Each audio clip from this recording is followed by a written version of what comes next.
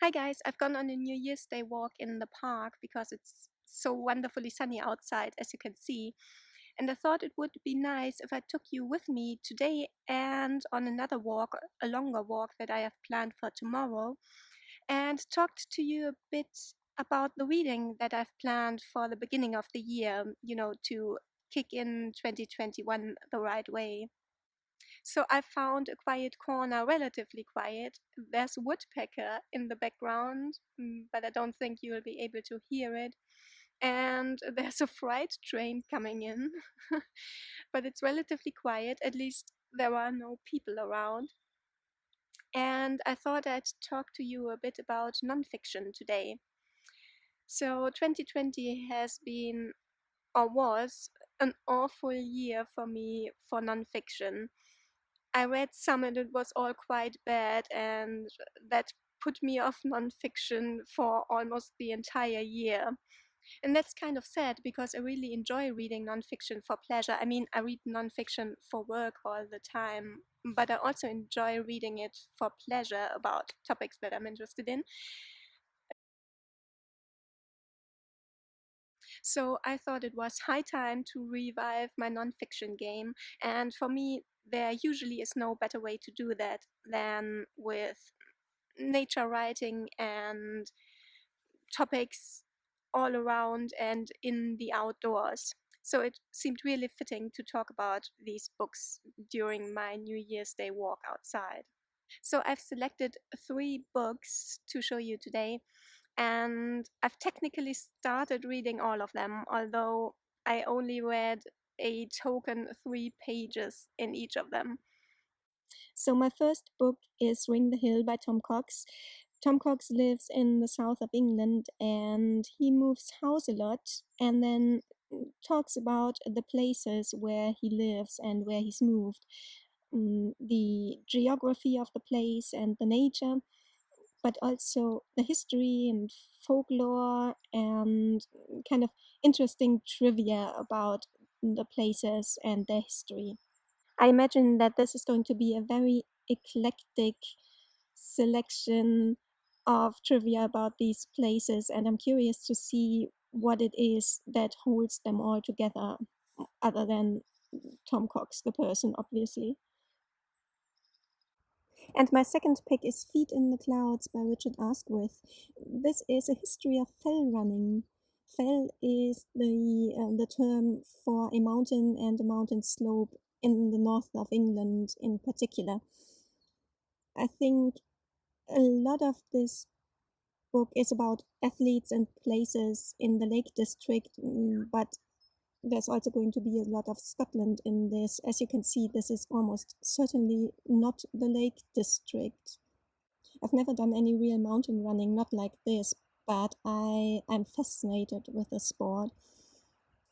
Also, as you can see, it's got an introduction by Robert Macfarlane, and that's always a good thing. Also, really liking and enjoying this bookmark because it takes me back to a trip that I took to Yorkshire almost exactly 2 years ago. I think it will be exactly 2 years ago when this video goes online. And my last book is also about mountaineering, but in a slightly different fashion.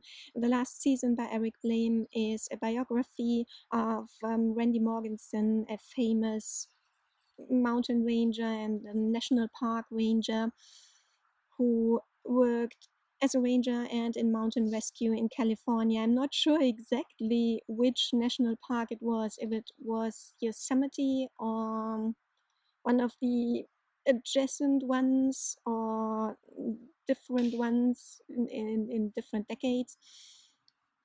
But anyway, he got lost in the high Sierra during either a private expedition or even a call out, I'm not sure, went missing in the early 2000s, I think, and was never seen again. And this book asks the question what might have happened and where exactly he went missing. But more than that, it is a biography of Randy Morgenson.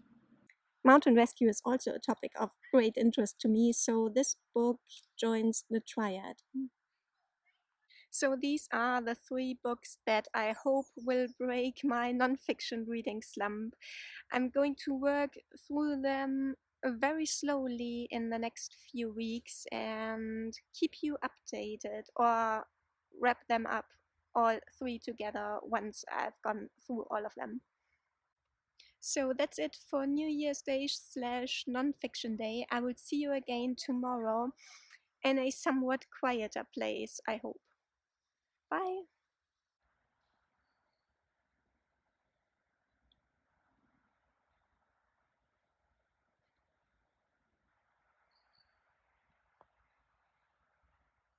Hello again, it's January 2nd, and I've taken you with me on a hike on a long distance trail that I like to hike because it's easy to reach on public transport and it's beautiful. I've actually vlogged about hiking here before I link the video. Okay, slight change of angle because my arm was shaking so much. But you know what? I'm very glad that I've come far out into the forest to talk about today's books because this is a little bit embarrassing. But a couple of days ago, I suddenly had an urge to buy a Rosamund Pilcher novel.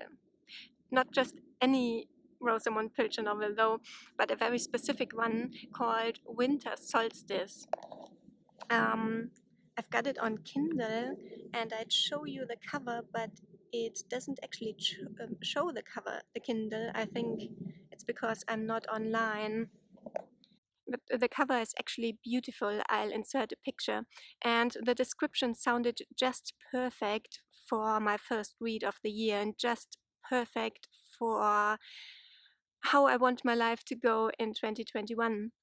It is the story of a woman who leaves her dead life in London behind and moves to the country to, you've guessed it, Hampshire.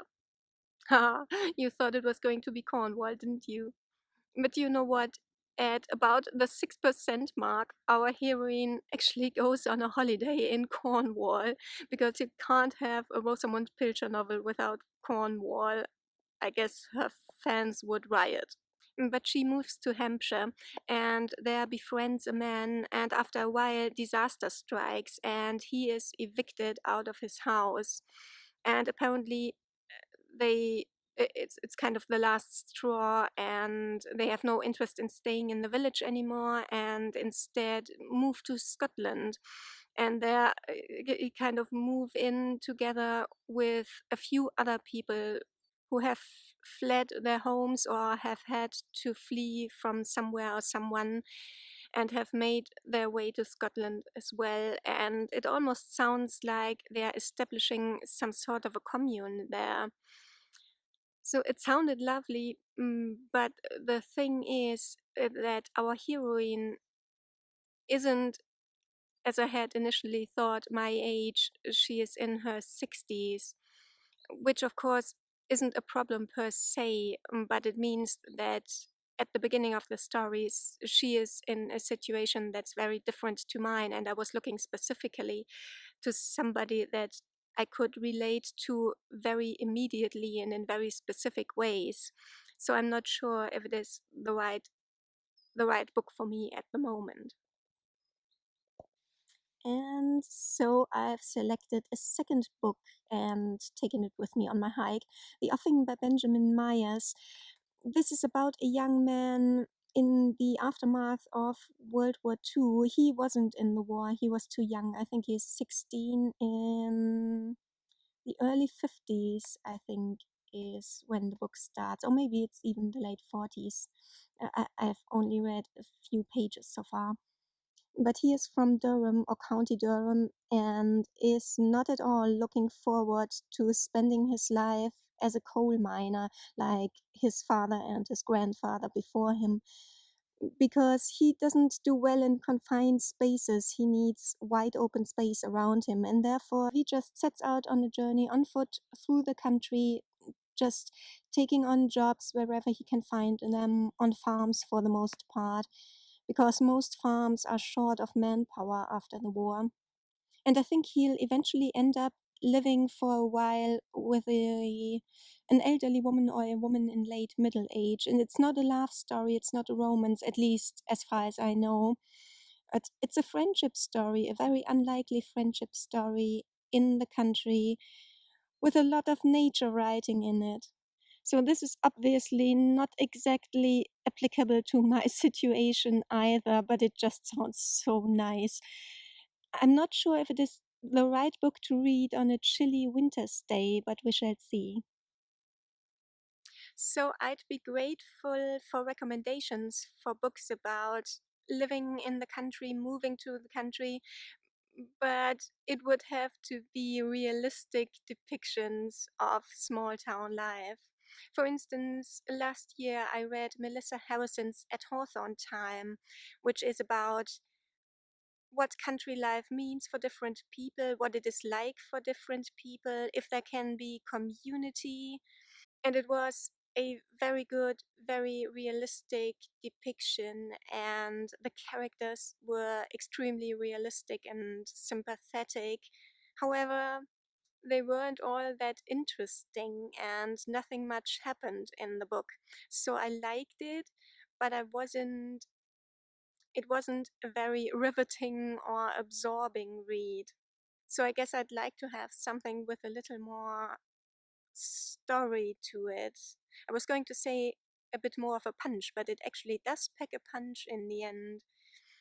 What I'd love to read is a romance that it's set in a small town, but it's not a romanticization of small town life. This is very hard to come by, as I've learned the hard way. Anyhow, I'm going to hike on because I'm getting very cold just sitting around here doing nothing. I'm going to read on a bit in my 2 books on the train journey home, and I'll update you on what I think about them later today. And here I am back at my flat, and good news, guys.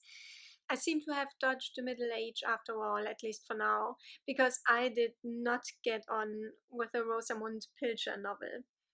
Not only is it awfully twee and quaint, as you may have guessed, but it's also just so boring. The style of narration is so boring. The reader gets told each and every detail about each and every person, each and every situation directly by what seems like an omniscient narrator. It's mostly from the perspective of our heroine, who is called Elfrida, by the way. But there are definitely characteristics of the omniscient narrator in it. So it's definitely old school in this way, and what the narrator is telling is also just so boring, and I just don't care about any of it.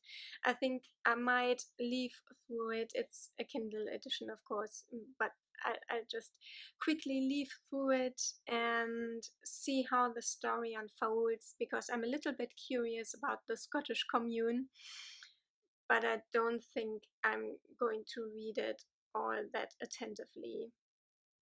Now, The Offing by Benjamin Myers is a completely different story.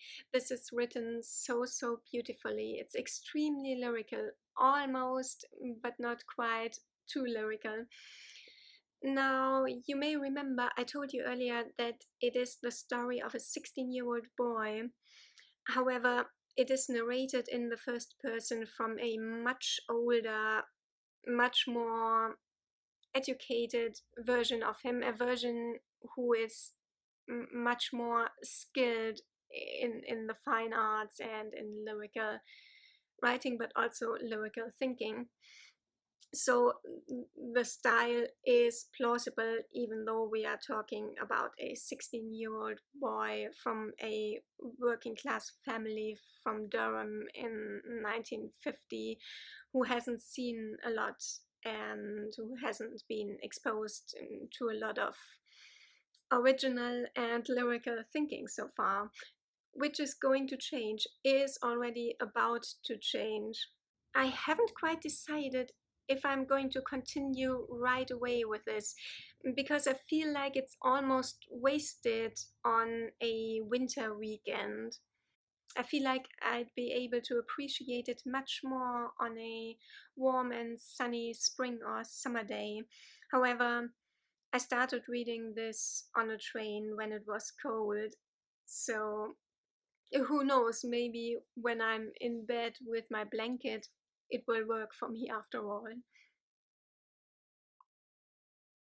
So I'm still in need of my small town fix. For now, I've decided to continue in 2021 like I ended 2020 with romance, and I've picked up Whiskey Business by Avon Gale, which is a small town romance in which a distillery owner sells his recipe and with that effectively his business to a larger company in the next big city or town. And before the final takeover, the bigger company sends over some kind of quality control guy to inspect the smaller business and make sure that everything's fine there. And of course, the romance develops between the distillery owner and the quality control guy. So far, I'm about 11 pages in, 11 out of under 100, and so far it's quite twee as well, and it's basically comfort fic. The small town in Kentucky is uncharacteristically liberal, and everybody is extremely open-minded, much more so than the guy from the big city, it seems, who seems to be rather judgmental. I have to say, this kind of comfort fic with this romanticization of small town life in which everything is peachy isn't really my thing, and it's I think it's a bit lazy too. But as it is a romance, and one at that I wasn't going in to reading in order to have my mind blown. Since that is the case, I'm not too unhappy with it. I'm still having fun so far. And that is a good way to begin 2021 too, isn't it? Just having fun for a change. So thank you for joining me with this New Year's reading vlog, which was a little bit all over the place, literally and figuratively speaking. I hope, however, that your reading journey into 2021 is going a bit more smoothly. I'll see you soon, guys. Bye.